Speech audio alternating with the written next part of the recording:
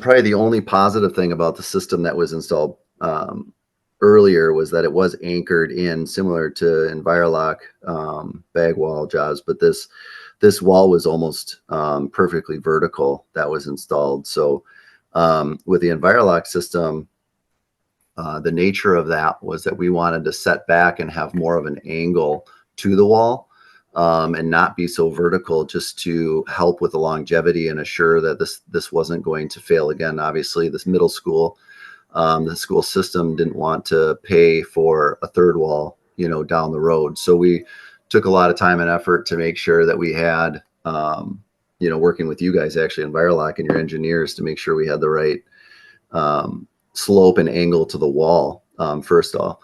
And with that angle, it allowed us to work out away from the wall that was already installed. And that allowed us to, because it was anchored, it allowed us to start to build our wall. And as we moved up and backfilled, remove lower sections of that wall.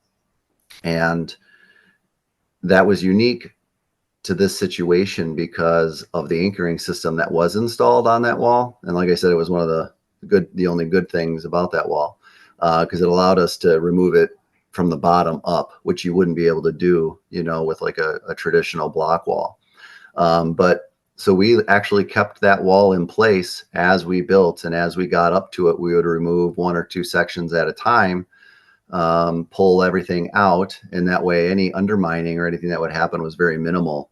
And we would use a lot of that material as backfill, and just kept building our wall up. And eventually, once we got to maybe, I don't know, 4 or 5 feet from the top, we were able to remove, the entire system, as we went. So as we worked the wall, it was kind of interesting, being that long. We weren't building a 300-foot long base.